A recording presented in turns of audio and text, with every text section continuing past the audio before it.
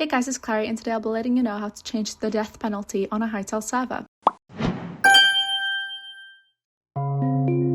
Custom death penalties on a Hytale server allow you to fine-tune whether you want death to be more punishing and more forgiving in-game. For example, how many items you lose or if you lose any items at all. So firstly, all you have to do is head over to Server.pro, then head into your Hytale server. Once you're there, make sure you stop the server. This prevents file corruption while editing settings. Then once that's done, open the server files on the left, then open Universe, and then head into Worlds. There you'll locate the world folder you want to edit, so I'll be opening that up. Then you open config.json file. All you have to do is find the gameplay config section. All you have to do is place your cursor after the comma at the end of gameplay config, then press enter to create a new line, and then paste in the death penalty configuration code. This code will be provided in the video description, so you can copy and paste it. Once that's done though, you can customize how much players lose when they die. For example, item loss mode controls how item loss is handled when a player dies. For example, if you put 0%, no items are lost. 10% means players lose 10% of the items, 50% means they lose half, and 100% means they lose all of the items. So adjust it to whatever you'd like. Then items durability loss percentage controls how much durability is removed from remaining items after death. This is also measured as a percentage, so you can do the same. 0% for no durability damage, 10% for 10% durability, and so on. This will affect tools, armor, and weapons. For example, I'll just be leaving it at 10% for each, but then once I'm done, I'll click save, and then start up the server again. And that's it. Once your server's up, you've successfully customized the death penalty on your Hytale server.